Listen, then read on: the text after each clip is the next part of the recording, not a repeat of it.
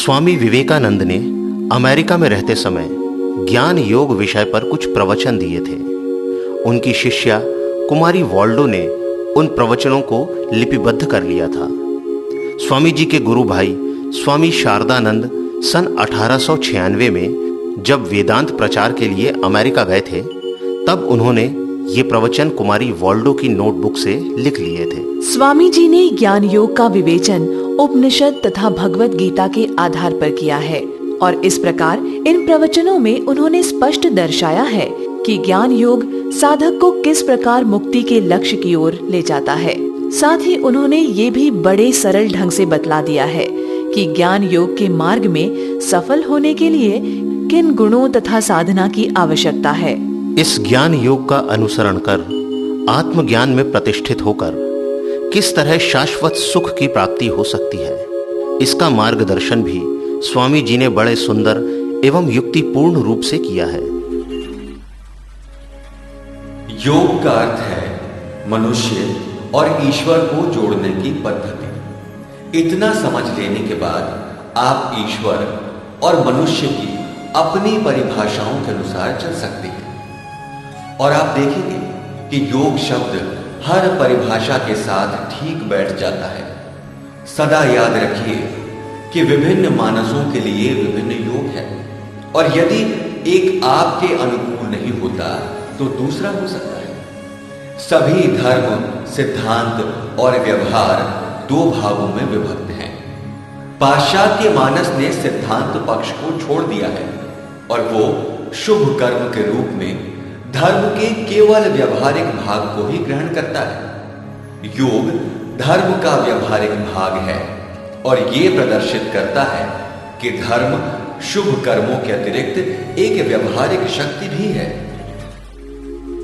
इसके बाद स्वामी जी ने समझाया कि जो भी कार्य करते हैं सुख प्राप्ति के लिए, आनंद प्राप्ति के लिए करते हैं।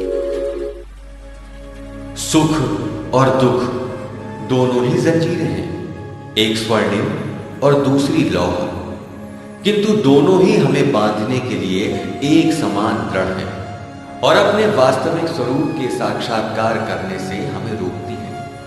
आत्मा दुख या सुख नहीं जानती, ये तो केवल स्थितियां हैं और स्थितियां अवश्य सदैव बदलती रहती हैं। आत्मा का स्वभाव आनंद और अपरिवर्तनीय शांति है। हमें इसे पाना नहीं है, वो हमें प्राप्त है। आओ हम अपनी आंखों से कीचड़ धो डालें और उसे देखें। हमें आत्मा में सदैव प्रतिष्ठित रहकर पूर्ण शांति के साथ संसार की दृश्यावली को देखना चाहिए।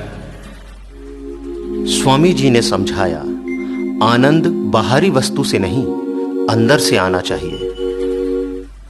इंद्रियों के या मन के भी सभी आनंद क्षणभंगुर हैं, किंतु हमारे अंदर में एक सच्चा असंबद्ध आनंद है जो किसी बाह्य वस्तु पर निर्भर नहीं है। यह आत्मा का आनंद ही है जिसे संसार धर्म कहता है। जितना ही अधिक हमारा आनंद हमारे अंतर में होगा, उतने ही अधिक हम आध्यात्मिक होंगे। हम आनंद के लिए संसार पर निर्भर न हो। उन्होंने एक उदाहरण देकर समझाया।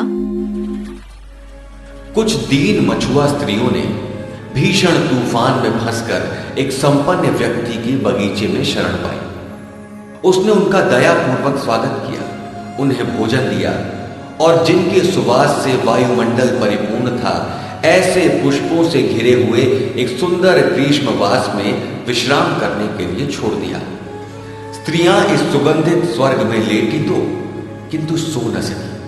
उन्हें अपने जीवन से कुछ खोया हुआ सा जान पड़ा और उसके बिना वे सुखी न हो सकी। अंत में एक स्त्री उठी और उस स्थान को गई जहां की वे अपनी मछलियों की टोकरियां छोड़ आई थी।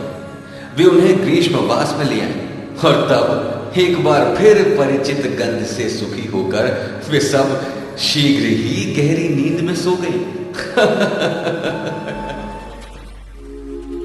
उन्होंने कहा, सभी मनुष्यों में सत्व, रज और तमोगुण होते हैं।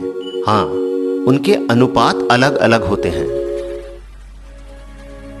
संसार मछली की हमारी वो टोकरी न बन जाए जिस पर हमें आनंद के लिए निर्भर होना पड़े। ये तामसिक या तीनों गुणों में से निम्नतम द्वारा बंधना है। इसके बाद वे अहमवादी आते हैं जो सदैव मैं की बातें करते हैं। कभी कभी वे अच्छा काम करते हैं और आध्यात्मिक बन सकते हैं। ये राजसिक या सक्रिय हैं।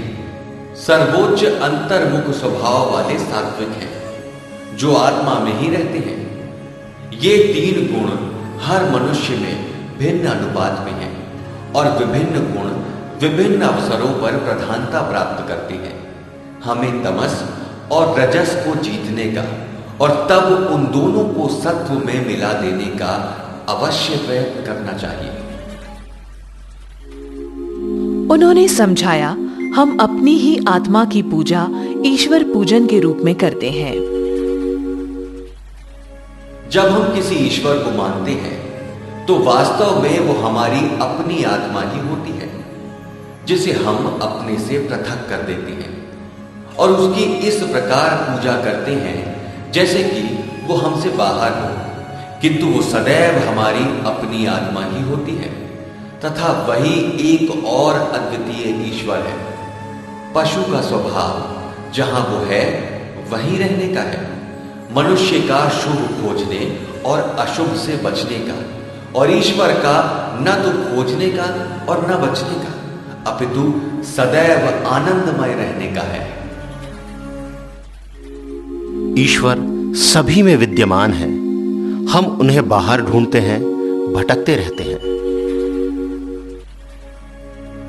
आओ हम ईश्वर बने, हम अपने हृदय महासागर जैसे बनाएं ताकि हम संसार की छोटी छोटी बातों से परे जा सकें और उसे केवल एक चित्र की भांति देखें। तब हम इससे बिना किसी प्रकार प्रभावित हुए इसका आनंद ले सकेंगे।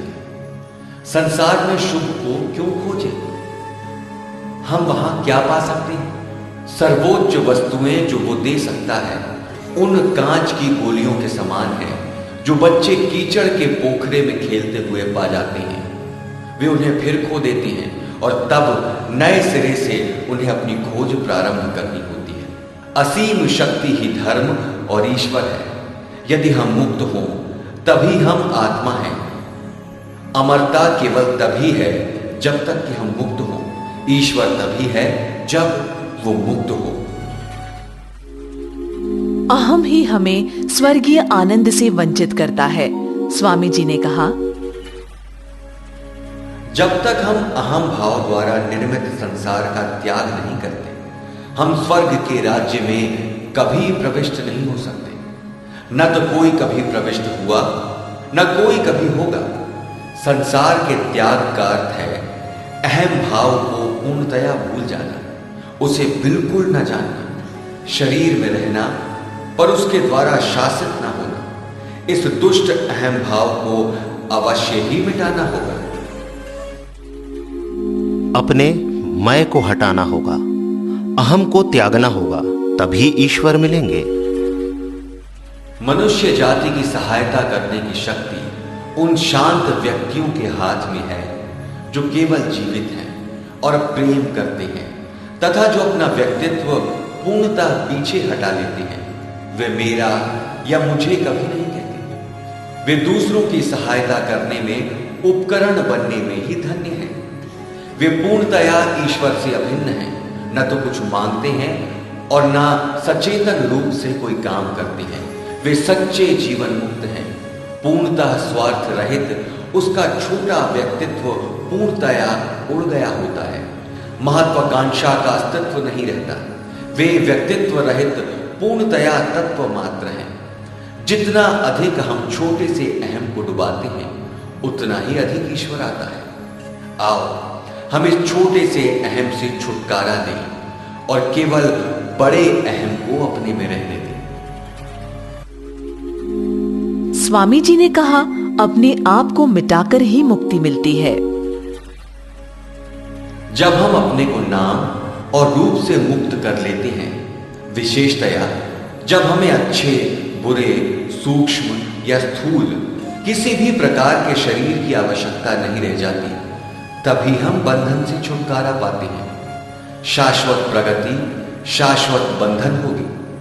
हमें समस्त विभेदीकरण से परे होना ही होगा और शाश्वत एकत्व या एक रूपता अथवा ब्रह्म तक पहुंचना ही होगा। आत्मा सभी व्यक्तियों की एक है और अपरिवर्तनीय है, एक और अद्वितीय है।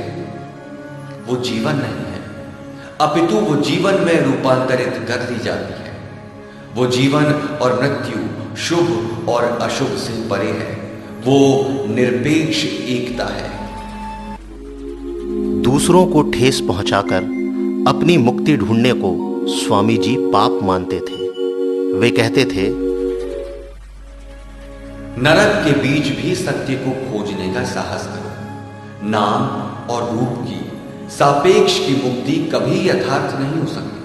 कोई रूप नहीं कह सकता मैं रूप मुक्त हूं। जब तक रूप का संपूर्ण भाव नष्ट नहीं होता, मुक्ति नहीं आती। यदि हमारी मुक्ति दूसरों पर आघात करती है तो हम मुक्त नहीं हैं। हमें दूसरों को आघात नहीं पहुंचाना चाहिए। वास्तविक अनुभव केवल एक होता है, किंतु सापेक्ष अनुभव अवश्य ही अनेक होते हैं।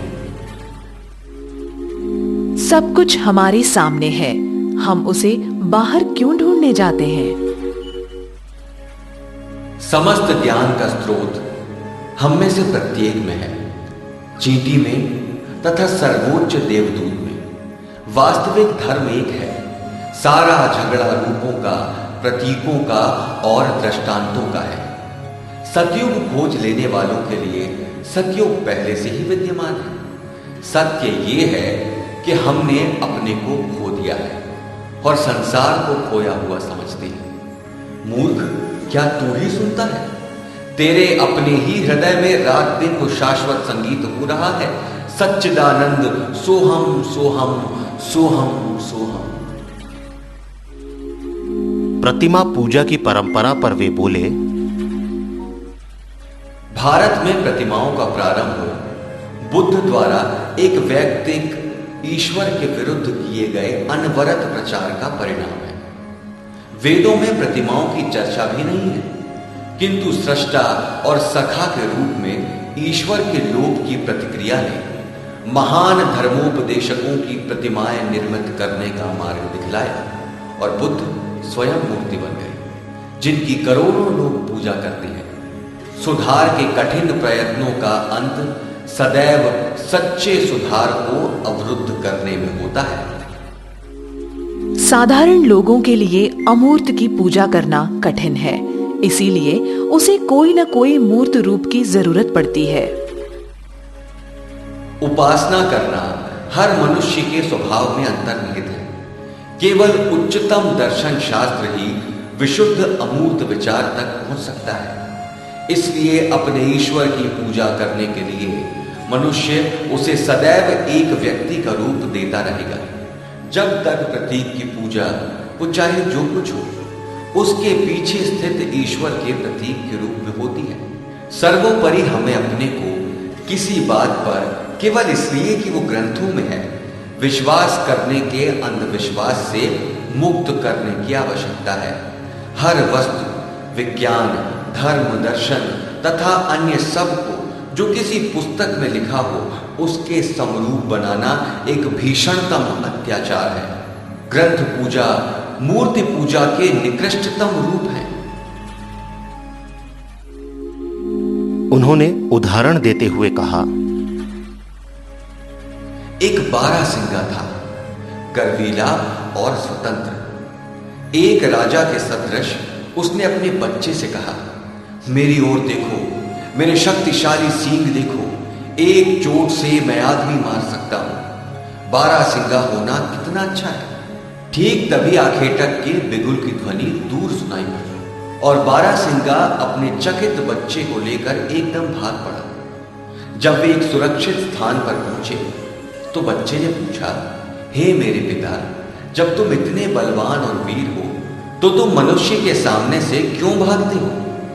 बारहसिंगे ने उत्तर दिया, मेरे बच्चे, मैं जानता हूं कि मैं बलवान और शक्तिशाली हूं, किंतु जब मैं वो ध्वनि सुनता हूं तो मुझ पर कुछ ऐसा छा जाता है जो मुझे भगाता है मैं चाहूं या ना चाहूं।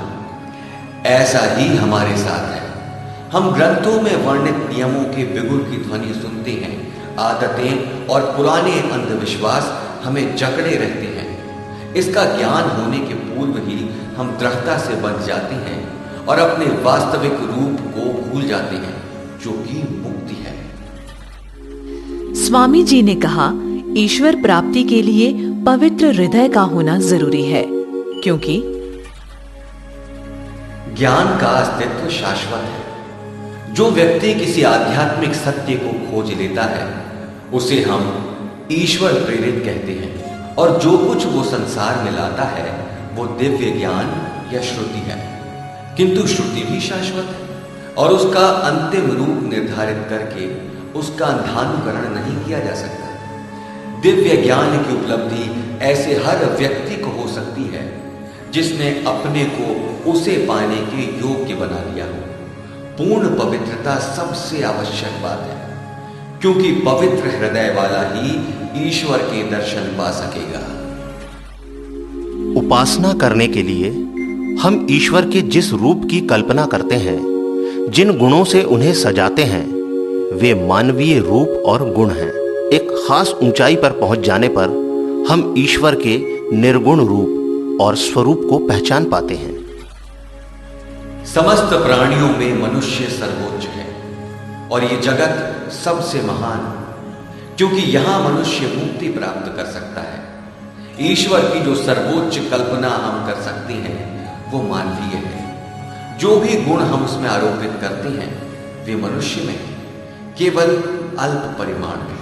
जब हम ऊंचे उठते हैं और ईश्वर की इस कल्पना से निकलना चाहते हैं, हमें शरीर, मन और कल्पना के बाहर निकलना पड़ता है और इस जगत को दृष्टि से परे करना होता है। ईश्वर के समीप पहुंचने पर हम तुच्छ सांसारिक घटना या वस्तु से विचलित नहीं होते, उन्होंने समझाया है। जब हम ब्रह्म होने के लिए ऊंचे उठते हैं, हम संसार में नहीं रह जाते। सभी कुछ विषय रहित विषयी हो जाता है। जिस एकमात्र संसार को हम जान सकते हैं, मनुष्य उसका शिखर है। जिन्होंने एकत्व या पूर्णता प्राप्त कर ली है, उनको ईश्वर में निवास करने वाला कहा जाता है। समस्त घृणा स्वयं का स्वयं द्वारा हनन है, अतः प्रेम ही जीवन का धर्म है। इस भूमिका तक उठना पूर्ण होना है, किंतु जितने ही अधिक पूर्ण हम होंगे उतना ही कम काम हम कर सकेंगे। सात्विक जानते हैं कि यह संसार केवल बच्चों का खेल है और उसके विषय में चिंता नहीं करते। जब हम दो बिल्लों को लड़ते और एक दूसरे को काटते हुए देखते हैं तो हम उद्विग्न नहीं होते। हम जानते हैं ये कोई गंभीर बात नहीं है। पूर्ण व्यक्ति जानता है ये संसार माया है। आत्मा समस्त बंधनों से मुक्त है। हम ही ब्रह्म हैं, हम ही परमानंद हैं। स्वामी जी ने कहा है, जीवन को ही संसार कहा जाता है। वो हम पर क्रिया करने वाली परस्पर विरोधी शक्तियों का परिणाम है। भौतिकवाद कहता है मुक्ति की ध्वनि एक भ्रम मात्र है। आदर्शवाद कहता है जो ध्वनि बंधन के विषय में कहती है स्वप्न मात्र है। वेदांत कहता है हम ही साथ मुक्त हैं और मुक्त नहीं भी। इसका अर्थ ये होता है कि हम पार्थिव स्तर पर कभी मुक्त नहीं होते, किंतु आध्यात्मिक पक्ष में सदैव मुक्त हैं। आत्मा मुक्ति और बंधन दोनों से परे है। हम ब्रह्म हैं, हम अमर ज्ञान हैं, इंद्रियों से परे हैं, हम पूर्ण परमानंद हैं। परम ब्रह्म हमारे अंदर ही निहित है। जरूरत है उन्हें अपने में महसूस करने की शक्ति की। मनोकल्पना को वर्जित करके विचार करना असंभव को संभव बनाना है। हर विचार के दो भाग होते हैं, विचार और शब्द। हमें दोनों की आवश्यकता है। जगत की व्याख्या न तो आदर्शवादी कर पाते हैं न भौतिकवादी। इसके लिए हमें विचार और अभिव्यक्ति दोनों को लेना होगा। समस्त ज्ञान प्रतिबिंबित का ज्ञान है। जैसे हम अपने ही मुख को एक दर्पण में प्रतिबिंबित देखते हैं। अतः कोई अपनी आत्मा या ब्रह्म को नहीं जान सकता, किंतु प्रत्येक वही आत्मा है और उसे ज्ञान का विषय बनाने के लिए उसको प्रतिबिंबित देखना आवश्यक है। अदृश्य तत्व के चित्रों का यह दर्शन ही तथाकथित मूर्ति पूजा की ओर ले जाता है। मूर्तियों या प्रतिमाओं का क्षेत्र जितना समझा जाता है उससे कहीं अधिक विस्तृत है। लकड़ी और पत्थर से लेकर वे ईसा बुद्ध जैसे महान व्यक्तियों तक फैली है। सृष्टि बनती है, बिगड़ती है। ये संतुलन प्राप्त करने की एक क्रिया मात्र है। स्वामी जी कहते हैं, सृष्टि कुछ बना देना नहीं है, वो तो सम संतुलन को पुनः प्राप्त करने का एक संघर्ष है। जैसे किसी कार के परमाणु एक जल पात्र की पेंदी में डाल दिए जाने पर वे पृथक पृथक और गुच्छों में ऊपर की ओर झपटते हैं, और जब सब ऊपर आ जाते हैं और सब संतुलन पुनः प्राप्त हो जाता है तो समस्त गति या जीवन एक हो जाता है। यही बात सृष्टि की है। यदि सम संतुलन प्राप्त हो जाए तो सब परिवर्तन रुक जाएंगे। जीवन नामधारी वस्तु समाप्त हो जाएगी। जीवन के साथ अशुभ अवश्य रहेगा, क्योंकि संतुलन पुनः प्राप्त हो जाने पर संसार अवश्य समाप्त हो जाएगा, क्योंकि समत्व और नाश एक ही बात है। सदैव बिना दुख के आनंद ही पाने की कोई संभावना नहीं है, या बिना अशुभ के शुभ पाने की, क्योंकि जीवन स्वयं ही तो खोया हुआ समसंतुलन है। जो हम चाहते हैं वो मुक्ति है, जीवन आनंद या शुभ नहीं। जीवन और मृत्यु ये एक तांता है, चलता ही रहता है। केवल आत्मा अनंत है। सृष्टि शाश्वत है, अनादि अनंत, एक असीम सरोवर में सदैव गतिशील लहर। उसमें अब भी ऐसी गहराइयां हैं जहां कोई नहीं पहुंचा, और जहां वैसी निस्पंदता पुनः स्थापित हो गई है, किंतु लहर सदैव प्रगति कर रही है। संतुलन पुनः स्थापित करने का संघर्ष शाश्वत है। जीवन और मृत्यु उसी तथ्य के विभिन्न नाम हैं। वे एक सिक्के के दो पक्ष हैं, दोनों ही माया है। एक बिंदु पर जीवित रहने के प्रयत्न की अगम्य स्थिति और एक क्षण बाद मृत्यु। इस सबसे परे सच्चा स्वरूप है आत्मा। हम सृष्टि में प्रविष्ट होते हैं और तब वो हमारे लिए जीवंत हो जाती है। वस्तुएं स्वयं तो मृत हैं, केवल हम उन्हें जीवन देते हैं, और तब मूर्खों के सदृश हम घूमते हैं और या तो इतने डरते हैं या उनका उपभोग करते हैं। संसार ना तो सत्य है ना असत्य, वो सत्य की छाया है। सत्य तो शाश्वत है, पर समय के अनुसार उसमें बदलाव करने पड़ते हैं, नए रूप में प्रस्तुत करना पड़ता है। सत्य सदैव अपरिवर्तित रहता है, किंतु उसे एक आकार में ही प्रस्तुत किया जा सकता है। इसलिए समय समय पर सत्य को एक ऐसा रूप या अभिव्यक्ति दी जाती है जिससे मानव जाति अपनी प्रगति की फलस्वरूप ग्रहण करने में समर्थ होती है। प्रत्येक महान धर्मोपदेशक ये जानता है और उससे सावधान रहने का प्रयत्न करता है, किंतु साधारणतया मानव अदृष्ट की अपेक्षा दृष्ट की पूजा करने को अधिक उन्मुख रहता है। इसलिए व्यक्तित्व को पीछे निहित तत्व की ओर बारंबार इंगित करके और उसे समय के अनुरूप एक नया आवरण देने के लिए पैगंबरों की परंपरा संसार में चली आई है। निंदा से डरो मत, वो हमारे अहम को दूर करता है।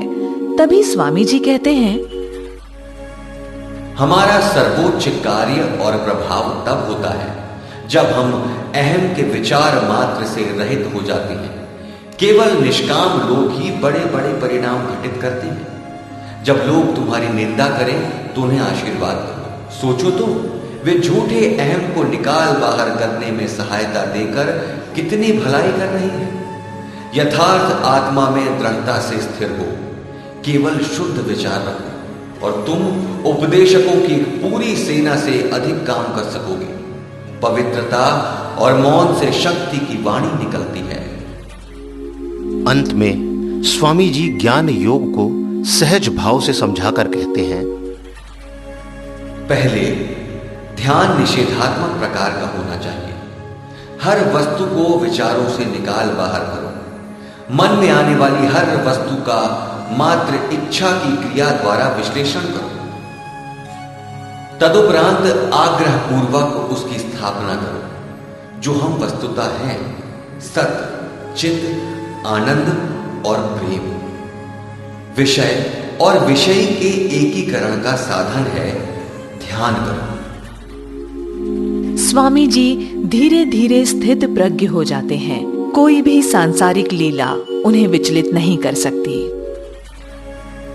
ऊपर वो मुझसे परिपूर्ण है, नीचे वो मुझसे परिपूर्ण है, मध्य में वो मुझसे परिपूर्ण है। मैं सब प्राणियों में हूं और सब प्राणी मुझ में हैं। ओम तत्सत। मैं वो हूं। मैं सत के ऊपर की सत्ता हूं। मैं मन के ऊपर की सत्ता हूं। मैं विश्व की एकात्मा हूं। मैं न सुख हूं न दुख। शरीर खाता है, पीता है। मैं शरीर नहीं हूं। मैं मन नहीं हूं। मैं वो हूं। मैं द्रव्य हूं। मैं देखता जाता हूं। जब स्वास्थ्य आता है तब मैं दृष्टा होता हूं। जब रोग आता है तब भी मैं दृष्टा होता हूं। मैं ज्ञान का अमृत और सार तत्व हूं। चिरंतन काल तक मैं परिवर्तित नहीं होता। मैं शांत, दैदीप्यमान और अपरिवर्तनीय हूं। ओम तत्सत। ओम तत्सत। युग प्रवर्तक